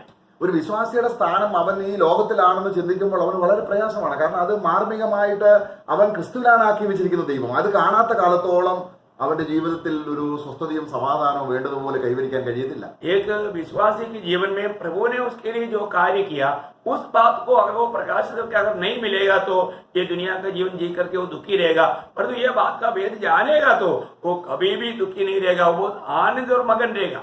കർത്താവ് ശിഷ്യന്മാരോട് പറയുകയാണ്, നിങ്ങൾ അന്നറിയും എന്ന് പറഞ്ഞാൽ അർത്ഥം ഞാൻ ആരാണ് എന്നും ഞാൻ നിങ്ങളോട് ഉണ്ട് എന്ന് നിങ്ങൾ അന്നറിയും. ആ അന്നറിയുക എന്ന് പറയുന്നത് പരിശുദ്ധാത്മാവ് വന്ന് സഭയെ ക്രിസ്തുവുമായി ഏകീഭവിച്ചു കഴിഞ്ഞ് ആത്മസ്നാനം പ്രാപിച്ചൊരു വിശ്വാസിക്ക് അറിയാം ഞാൻ ക്രിസ്തുവിലാണ്. तो यहाँ प्रभु बार चेलों को कहा कि मतलब तुम उस दिन जानोगे, उस टाइम पर जानोगे. कब? जब पवित्र आत्मा आकर के हमें हमारा वास्तविक अवस्था प्रभु की दृष्टि में कैसा है वो बात हमें प्रकाशित करके देने के बाद में हम वो बात को जानेगा. കർത്താവ് യോഹന്നാന്റെ സുവിശേഷം 17-ാം അധ്യായത്തിൽ പ്രാർത്ഥിക്കുമ്പോൾ പിതാവേ ഞാൻ നിന്നിലും നീ എന്നിലും ആയിരിക്കുന്നത് പോലെ അവർ നമ്മിലായിരിക്കുന്നു. അത് എത്ര ശ്രേഷ്ഠകരമായ ഒരു യൂണിയനാണ്. यहाँ पर हम देखते हैं कि प्रभु यीशु मसीह पिता के साथ जब वो प्रार्थना कर रहे थे उस समय में बोला, हे पिता तुम मुझ में और मैं तुझ में और वे हम में और हम उसमें। ये बात, ये कितना बड़ा भेद की बात है। കർത്താവ് പറയാണ് എന്റെ പിതാവിനുള്ളതെല്ലാം എനിക്കാണ്.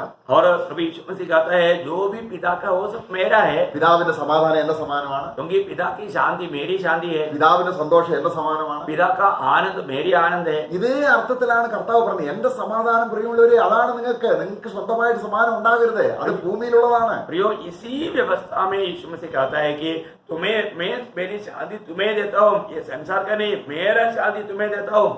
ക്രിസ്തു എങ്ങനെയൊക്കെ പിതാവിലായിരിക്കുന്നു അതുപോലെ നമ്മളെയും ദൈവം ക്രിസ്തുവിലാക്കി വെച്ചിരിക്കുന്നത് ഒരു മർമ്മമാണ്.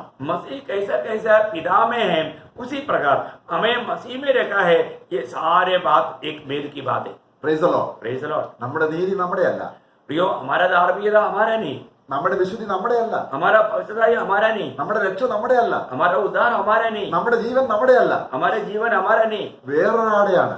वो किसी और का है। എത്ര ശ്രേഷ്ഠതയാണ് നമ്മൾ അവനെ തിരിച്ചറിയുന്നത്. ये बात को जानना या प्रभु को जानना, ये कितना महत्व की बात है। ഇങ്ങനെ കർത്താവിന്റെ മനുഷ്യ അവതാരം തൊട്ട് സ്വർഗാരോഹണം വരെയും അല്ലെങ്കിൽ അവൻ തിരിച്ചു വരുന്നതിനോടുള്ള ബന്ധത്തിലും ക്രിസ്തുവിന്റെ ഒരു വിശ്വാസി ഏകീകരിക്കപ്പെട്ടിരിക്കുന്നു എന്ന് വ്യക്തമായി അറിയുമ്പോൾ ദേവാലയത്തിൽ അവൻ ഭക്തിയോടെ നടക്കും, ദൈവമാകുന്ന സഭയിൽ അവൻ നടക്കും. इसका मतलब प्रभु यीशु मसीह जैसा शरीर में आया और वो हमारे लिए क्या क्या किया और वो पुनरुत्थित हुआ और ये सारे बात और हम प्रभु के साथ कैसे मिलाया गया, ये सारी बात जानेगा तो एक विश्वासी प्रभु के भवन में प्रभु की भक्ति के साथ जीवन बिताएगा।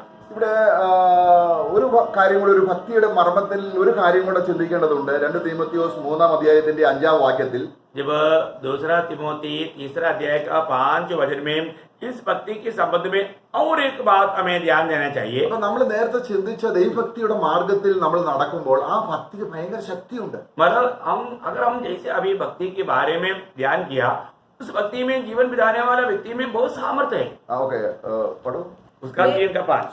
वे भक्ति का वेश तो धरेंगे पर उसकी शक्ति को न मानेंगे।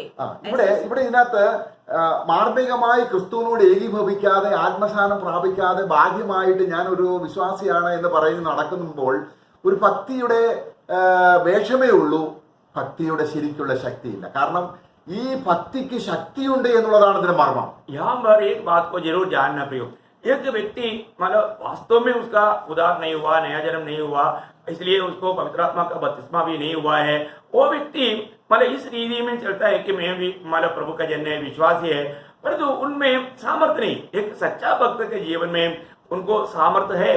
भक्ति में जीवन बिताने वाले व्यक्ति को वो सामर्थ्य के साथ जीवन बिताएगा। परंतु अभी क्या करता है, भक्ति का वेश धारण किया परंतु उसका शक्ति को नहीं मानता, उसमें शक्ति नहीं है। ആ ശക്തി ഇല്ലാത്തൊരു വിശ്വാസിക്കാൻ മർമ്മമായിട്ട് അവൻ മർമ്മിക സഭയിലല്ല. प्रियो, अगर वो सामर्थ्य का जीवन नहीं बिताता है तो वो वास्तव में प्रभु का मंडली में नहीं है। നമ്മള് 1 തീമോത്തിയോസ് 6-ാം വാക്യത്തിൽ വായിക്കുകയാണ്, जब हम 1 तिमोथी 6:6 में पढ़ता है, തൃപ്തിയോട് കൂടിയ ദൈവഭക്തി. പഠു. पर संतोष सहित भक्ति बड़ी कमाई है। Praise the Lord. आनंद के साथ का भक्ति बहुत बड़ी कमाई है, ഭയങ്കര ആദായമാണെന്ന്. ये बहुत बड़ी मतलब फायदा की बात है। നമ്മുടെ ഭക്തിക്ക് ശക്തി ഉണ്ടെങ്കിൽ അതുപോലെ ആദായവും വേറെ ഒന്നുമില്ല. प्रियो, अगर हमारा भक्ति में अगर सामर्थ्य है तो उसी प्रकार का कमाई या भलाई और कुछ भी नहीं। കാരണം നമ്മൾ നേരത്തെ കണ്ടു, നമ്മുടെ തേജസ്സിനായി മുന്നൊരുക്കിയ മർമ്മം. हमने हमारी महिमा के लिए परमेश्वर ने तैयार किया उन भेद के बारे में हम लोगों ने पहले देखा। അപ്പോൾ നമ്മൾ ഭക്തിയുടെ വേഷത്തിലാണെങ്കിൽ എത്ര നമ്മൾ പ്രാർത്ഥിച്ചാലും നമുക്ക് ഇതിനൊരു കാരണം നമ്മൾ ലോകത്തിലുള്ള കാര്യങ്ങളാണ് അന്വേഷിക്കുന്നത്. കാരണം ദൈവം ഈ ഭക്തിയുടെ മാർഗത്തിൽ ജീവിക്കുന്നവർക്ക് നിത്യതയിലെ മഹത്വമാണ് കാണിച്ചു കൊടുക്കുന്നത്. प्रियो, हमें ये बात को जानना है कि अगर हम सिर्फ भक्ति का वेश धारण किया, हम कितना भी प्रार्थना करता है वो तो सिर्फ दुनिया की बातों का प्रार्थना करता है, परंतु सच्चा भक्त वो स्वर्गीय बातों की खोज में है, उसको स्वर्गीय सामर्थ्य मिलता है। അപ്പോൾ നമ്മൾ വിശ്വാസം ഒരു മർമ്മമാണെന്ന് കണ്ടു. इसका मतलब हमने ये बात को देखा, विश्वास एक भेद है।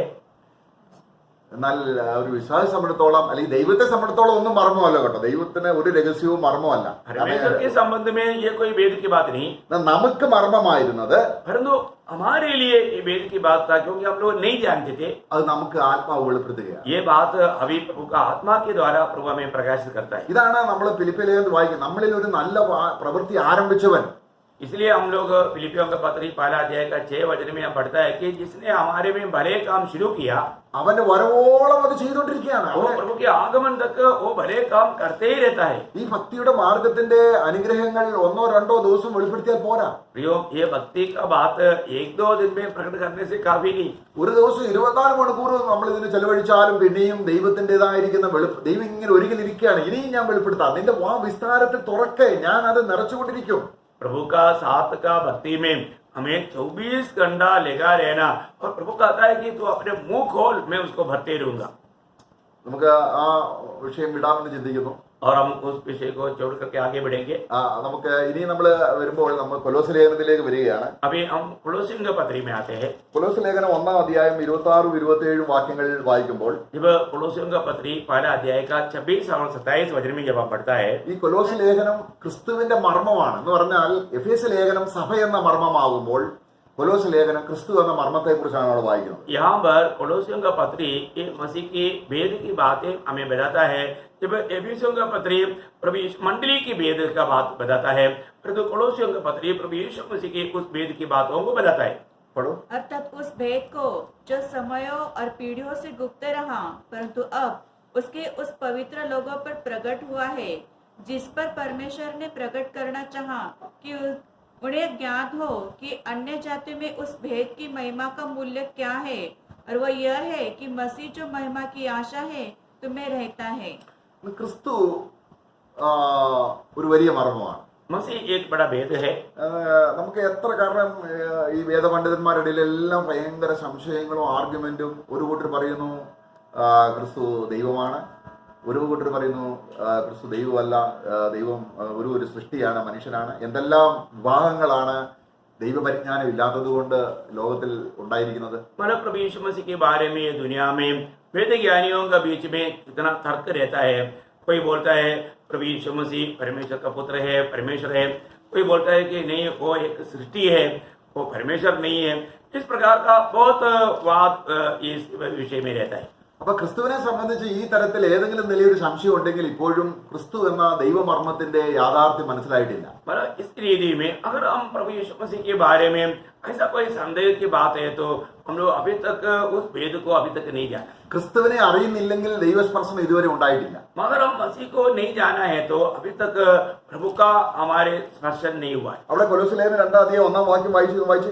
कोलोसियों का पत्री दूसरा अध्याय का 1-2 वचन पढ़ेंगे. कोलोसियों दूसरा अध्याय का 1-2 वचन. मैं चाहता हूँ कि तुम जान लो कि तुम्हारे और उनके लिए जो लौदकिया में है, और उन सबों के लिए जिन्होंने मेरा शारीरिक मुंह नहीं देखा, मैं कैसा परिश्रम करता हूँ, ताकि उनके मनों में शांति हो और वे प्रेम से आपस में इकट्ठे रहे, और वे पूरी समझ का सारा धन प्राप्त करे, और परमेश्वर पिता के भेद को अर्थात मसीह को पहचान ले. പ്രൈസല്ലോ. ക്രിസ്തുവിനെ, ആ ദൈവമർമ്മമായ ക്രിസ്തുവിനെ അറിയുമ്പോഴേക്കും ഹൃദയം സമാധാനം കൊണ്ടങ്ങ് നിറയുന്നു എന്നാണ്. കാരണം ഇത് പൗലോസ് പറയുകയാണ്, എന്നെ കണ്ടിട്ടില്ലാത്ത പ്രിയമുള്ളവരെ, എന്നെ നിങ്ങൾ കാണണ്ട, എന്നെ അല്ല നിങ്ങൾ കാണേണ്ടത്, ദൈവമർമ്മമായ ക്രിസ്തുവിനെ നിങ്ങൾ കാണണം, അറിയണം. यहाँ पर प्रेषित पौलुस कोलोसिया मंडली को बताता है कि मेरा चेहरा तुम लोगों ने नहीं देखा, मेरा शारीरिक उपस्थिति तुम लोगों ने नहीं जाना, लेकिन मैं तुम्हें ये बात बताना चाहता हूँ, मुझको मत देखो, परंतु जो परमेश्वर का भेद जो मसीह है,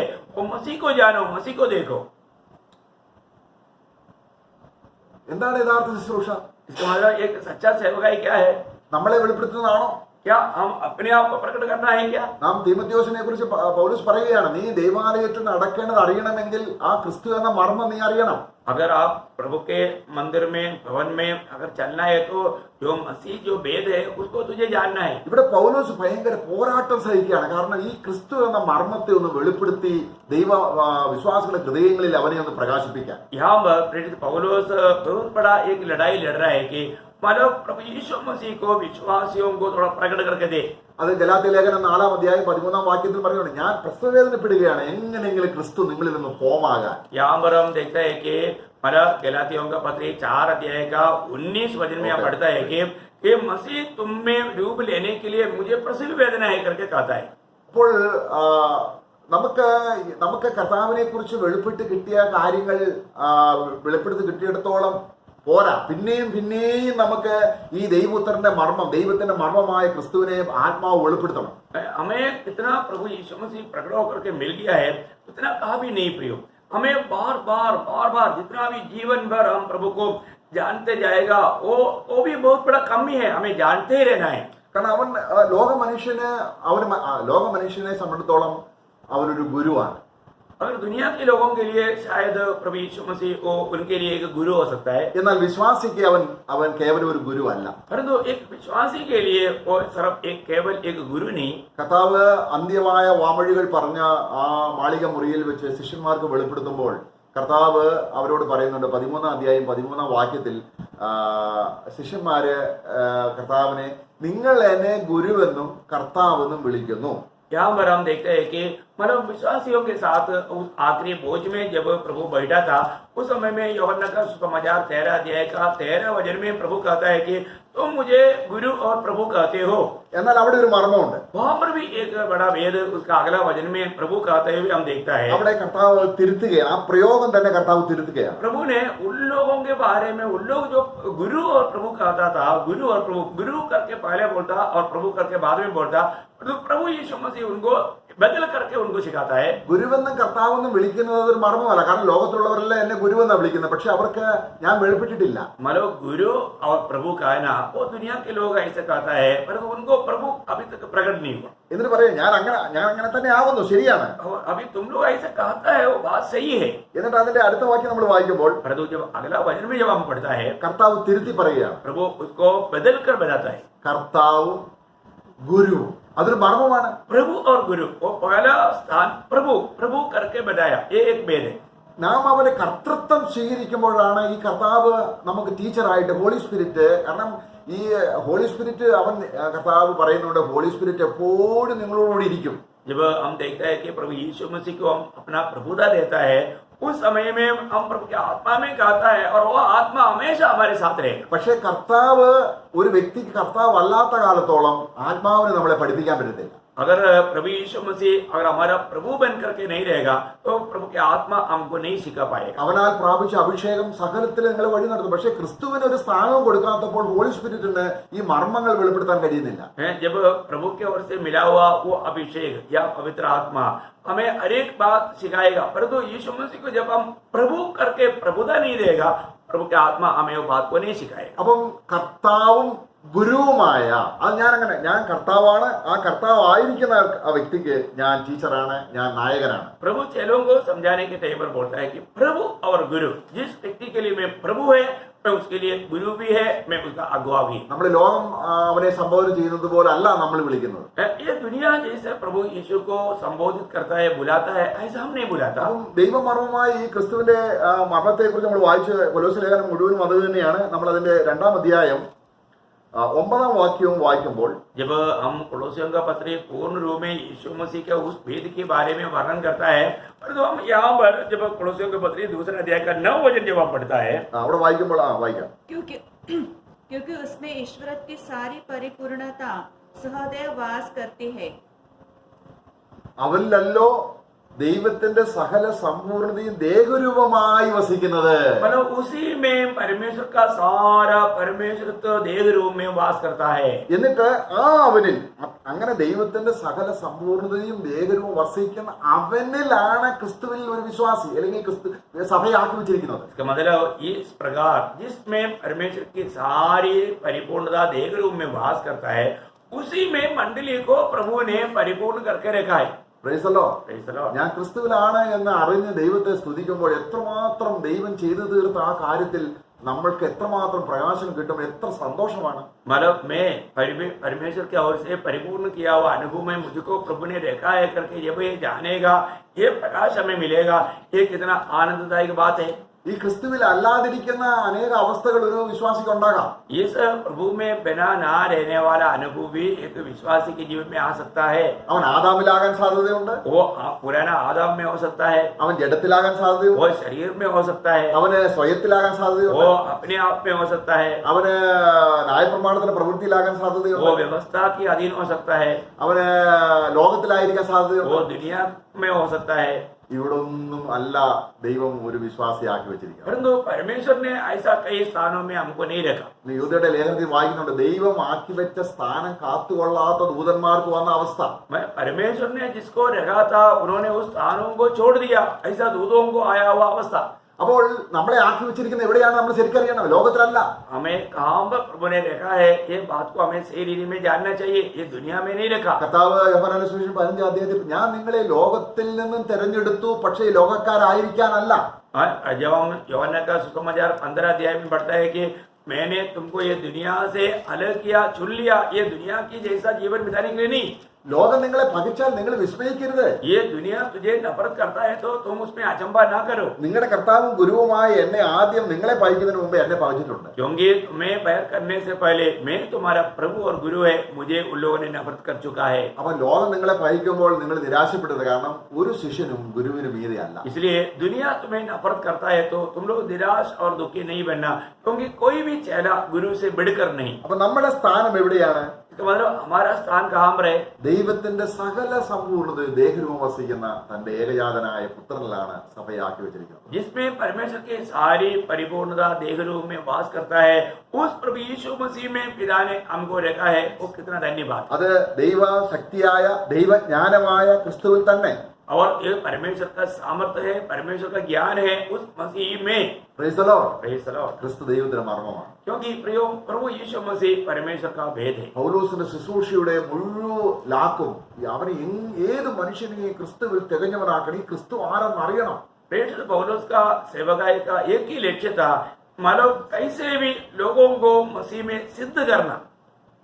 Praise the Lord. Praise the Lord. നമുക്ക് മുന്നോട്ട് പോവാം. हम आगे बढ़ेंगे. നമുക്ക് ഇനിയും മർമ്മമായിട്ട് പറയുന്ന ഇത്രയും കാര്യങ്ങൾ, ഇത്രയും നമ്മൾ പറഞ്ഞ ദൈവത്തിന്റെ മർമ്മങ്ങൾ കർത്താവ് വെളിപ്പെടുത്തി തരുന്നവർ നാം അത് പേഴ്സണലായിട്ട് ദൈവത്തിൽ ഇരുന്ന് പ്രാർത്ഥിക്കുകയും ധ്യാനിക്കുകയും ചെയ്യുമ്പോൾ പ്രിയമുള്ളവർ നമുക്ക് എന്ത് ആത്മശക്തിയാണ്, ആത്മജീവനാണ്, എന്ത് ധൈര്യമാണ്, എന്ത് ഉത്സാഹമാണ്. കർത്താവേ, ഈ വെറും പുഴുവായിരിക്കുന്നു. കൊലോസ്യ ലേഖനം 1:26 വാക്യത്തിലുണ്ട് നമ്മുടെ അവസ്ഥ. നിങ്ങൾ ലോകത്തിന്റെ കണ്ണിന്റെ മുമ്പിൽ നിങ്ങൾ ജ്ഞാനികളായിരുന്നില്ല, ബലവാന്മാരായിരുന്നില്ല, ശക്തി ഉള്ളവരായിരുന്നില്ല, നോബിൾ ആയിരുന്നില്ല. പക്ഷേ ദൈവം കൃപയാൽ നമ്മളെ തിരഞ്ഞെടുത്ത് തന്റെ പുത്രനിലാക്കി വെച്ചിരിക്കുന്നത് നമ്മൾ എത്ര അനുഗ്രഹിക്കപ്പെട്ട നിലയാണ് ഇതൊക്കെ. प्रियो, हमें ये बात को जानना है कि हमारा पूर्व अवस्था कितना नाजुक थे, हम लोग कितना प्रभु से दूर थे, हम लोग किसी प्रकार का लायक ही नहीं थे. परंतु प्रभु यीशु मसीह में हमें ला करके कितना भाग्यवान, कितना धन्य अवस्था में प्रभु ने हमें ला करके रखा. അപ്പൊ സഭ ലോകം മനസ്സിലാക്കിയിരിക്കുന്ന രീതിയിലുള്ളതല്ല സഭ. इसका मतलब जो दुनिया जो समझता है ऐसा नहीं मंडली. സഭ എന്ന് പറയുമ്പോൾ ഇത് സാധാരണ ലോകം മനസ്സിലുള്ള റോമൻ കത്തോലിക്ക സഭ. मंडली कहेगा तो साधारण दुनिया के लोग क्या सोचता है, रोमन कैथोलिक वो एक मंडली है ऐसा सोचता है. അവർക്കാണെങ്കിൽ വലിയ വലിയ ഇൻസ്റ്റിറ്റ്യൂഷൻസ് ഉണ്ട്, കോളേജുകളുണ്ട്, വലിയ വലിയ ആതുര സേവനങ്ങളായ പ്രവൃത്തികളുണ്ട്. അവരുടെ നേതാക്കന്മാരെ ലോകം അറിയുന്നു. क्योंकि उनको क्या है, दुनिया का रीति में बड़े बड़े कॉलेज है, उनको बहुत हॉस्पिटल है, बहुत कुछ माला अनाथशाला बहुत कुछ है.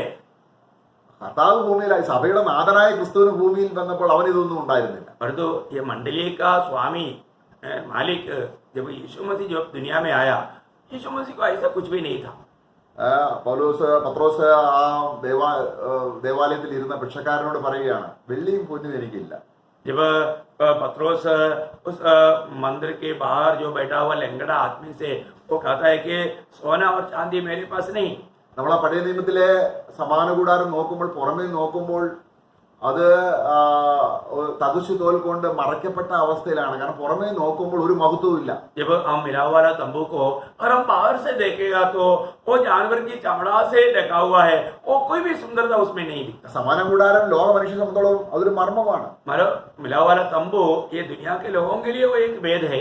എന്നാൽ ആ വാതിലിന്റെ അകത്തോട്ടൊന്ന് നോക്കി, അത് അകത്ത് കിടന്ന് നോക്കിയാൽ എന്തൊക്കെയാണ് അതിനകത്ത് മുഴുവനും ദൈവത്തിന്റെ അനുഗ്രഹത്തിന്റെ കലവറയാണ് സമാന കൂടാരം. परंतु उस तंबू के अंदर जाकर के अगर हम देखेगा तो वहां पर कितना आनंददायक बात है, सुंदर बात है, क्योंकि वहां पर प्रभु का आशीष का भंडार ऐसे छिपा हुआ है. ഇനി അടുത്ത് നമുക്ക് ദൈവം മർമ്മമായിട്ട് പറയുന്ന മറ്റൊരു വശത്തേക്ക് നമുക്ക് വരാം. अभी और एक बात प्रभु भेद करके जो कहा हुआ एक बात में हम जाएंगे. നമുക്ക് എഫെസ്യ ലേഖനം അതിന്റെ 3-ാം അധ്യായം, एफिसियों का पत्र 3 अध्याय, ഇതിൽ അതിന്റെ ओके 3-ാം അധ്യായത്തിന്റെ 4 മുതലുള്ള വാക്യങ്ങൾ.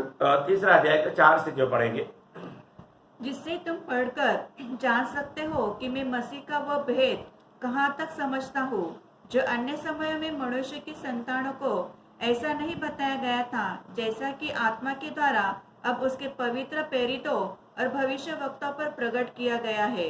अर्थात यह कि मसीह यीशु में सुसमाचार के द्वारा अन्य जातियों लोग मिरास में साची और एक देह के और प्रतिज्ञा के भागी हो। അപ്പൊ ആ മർമ്മം എന്താണ്? यहाँ पर वो भेद क्या है? ജാതികൾ. वो जाति लोग, കാരണം യഹൂദന്റെ ദൃഷ്ടിയിൽ വെറും നായയെ പോലെ ഇരുന്ന ഒരു സ്ഥാനവും ഇല്ലാതിരുന്ന ഈ ജാതിയെ യഹൂദനോടൊപ്പം ഉയർത്തി യഹൂദനെയും ജാതിയെ ഒന്നാക്കുന്ന ദൈവ മർമ്മത്തിന്റെ ആ അനുഗ്രഹമാണ് പൗലോസ് ഇവിടെ പറയുന്നത്. यहाँ पर हम देखते हैं कि यहूदियों के दृष्टि में जाति के लोग वो एकदम कुत्ते के समान थे, वो लोगों को कोई स्थान नहीं थे, परंतु परमेश्वर का अनुग्रह जातियों पर हुआ तो यहूदियों को और जातियों को अपने प्रभु का शरीर में एक बनाया।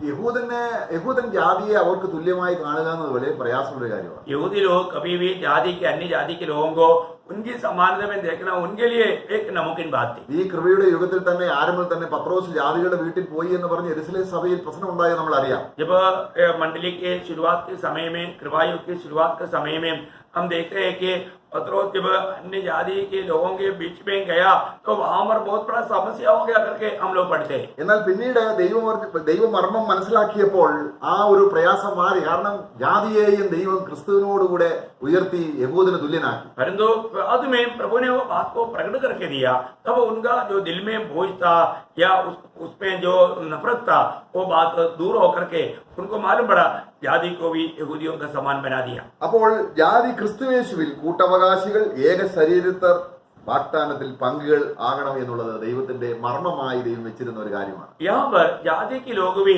मतलब यहूदियों के साथ वो संगे और बारिश और एक ही बराबर का फायदा के आशीष के मतलब पात्र है करके प्रभु ने जो दिल में रखा वो बात एक भेद की बात था. ഇനി 5ാം അധ്യായത്തിലേക്ക് നമ്മൾ വരുമ്പോൾ और उसकी 5वें अध्याय में जब हम आता है, അതിന്റെ 26 മുതലുള്ള വാക്യങ്ങൾ അങ്ങോട്ട് വായിക്കുമ്പോൾ जब उसके 26 वचन से जब हम आगे का वचन जब पढ़ता है, അവിടെ നമ്മളെ കറ ചുരുക്കം മുതലായതില്ലാതെ സഭയെ ശുദ്ധിയും നിഷ്കളങ്കമായി നിർത്തി അങ്ങനെ താപ്പോട്ട് പറഞ്ഞിട്ട് പിന്നെ പറയുകയാണ് അതിൽ 29 വാക്യം, അവൻ അവളെ പോറ്റി പുലർത്തുന്നു. अभी जब हम उसकी 27 वचन में जब पढ़ता है, कलंक ना जुड़ी ना कोई और ऐसी वस्तु हो परन पवित्र और निर्दोष हो, इस रीति में जब हम आगे बढ़ते बढ़ते जब जाते हैं, അപ്പോൾ നമുക്കറിയാം നമ്മൾ സാധാരണ രീതിയിൽ നമ്മൾ പ്രായമായി വരുമ്പോൾ ചുളിവുകൾ വരാറുണ്ട്. जब हमको सबको मालूम है जैसे जैसे हमारा उम्र बढ़ता है तो वहाँ पर क्या होता है, हमारा चमड़ा फोल्ड होने लगता है. എന്നാൽ ക്രിസ്തുവിന്റെ സഭയ്ക്ക് എത്ര പ്രായമായാലും അതില്ല. परंतु प्रभु के मंडली वो कितना भी उम्र बढ़े उनमें किसी प्रकार का जीरी नहीं होता. കാരണം അവളെ അവൻ പോറ്റി പുലർത്തുന്ന ആന്തരികമായ പോഷണം അവിടെ യൗവനം നിലനിർത്തത്തക്ക രീതിയിലുള്ള പോഷണമാണ്. क्योंकि मंडली को प्रभु ने उनका जवानी को बनाए रखने लायक आत्मिक भोजन से उन्हें तृप्त करता है.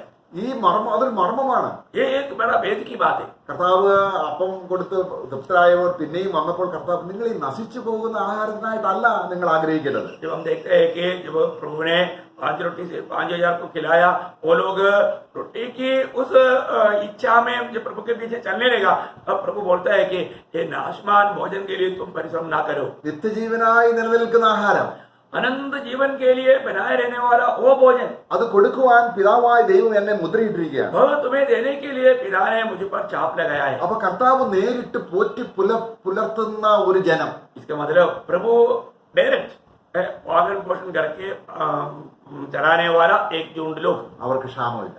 उसके लिए कोई कमी नहीं रहेगा. നമുക്കറിയാം അതിന്റെ സാദൃശ്യമായിട്ട് യോസഫ് പഴയ നിയമത്തിൽ ദേശത്തെങ്ങും ക്ഷാമമുള്ളപ്പോൾ യോസഫിന്റെ അടുക്കൽ സമൃദ്ധമായ ആഹാരം. उसकी छाया में हम देखते हैं कि मतलब सारी दुनिया में अकाल पड़े थे, परंतु यूसुफ के पास कोई अकाल नहीं, कोई कमी नहीं रहती थी.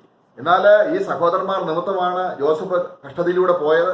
परंतु हम जानते हैं कि जोसेफ इन भाइयों के कारण या उनके द्वारा इन कष्ट में होकर गुजरना पड़ा. പക്ഷെങ്കിൽ ഈ യോസഫ് ഇന്ന് ഉന്നത സ്ഥാനത്തിരിക്കുന്നത് സഹോദരന്മാർക്ക് വേണ്ടിയാണ്. परंतु आज जोसेफ इतना ऊंचा पदवी में क्यों आया? वो अपने भाइयों के लिए आया.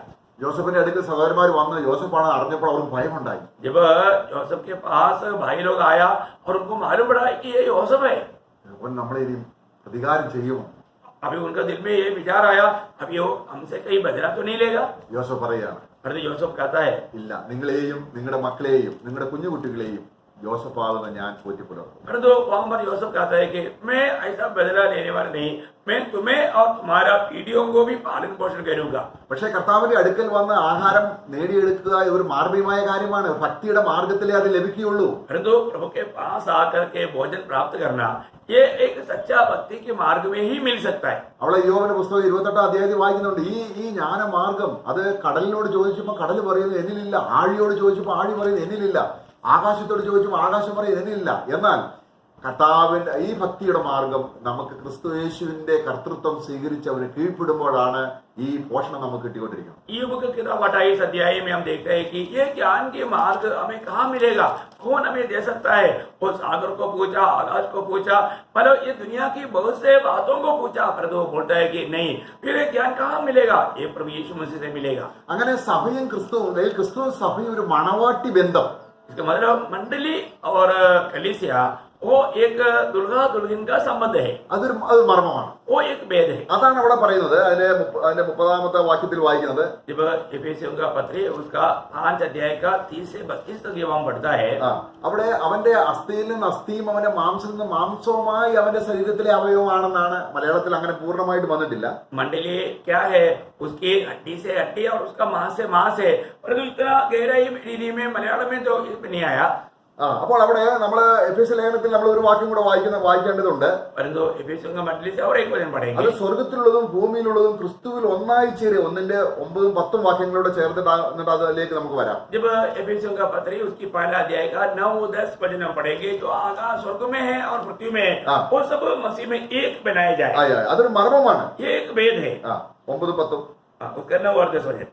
क्योंकि उसने अपनी इच्छा के भेद उस भले अभिप्राय के अनुसार हमें बताया, जिसे उसने अपने आप में ठान लिया था कि समयों के पूरे होने का ऐसा प्रबंध हो कि जो कुछ स्वर्ग में है और जो कुछ पृथ्वी पर है सब वह मसीह में एकत्र करे.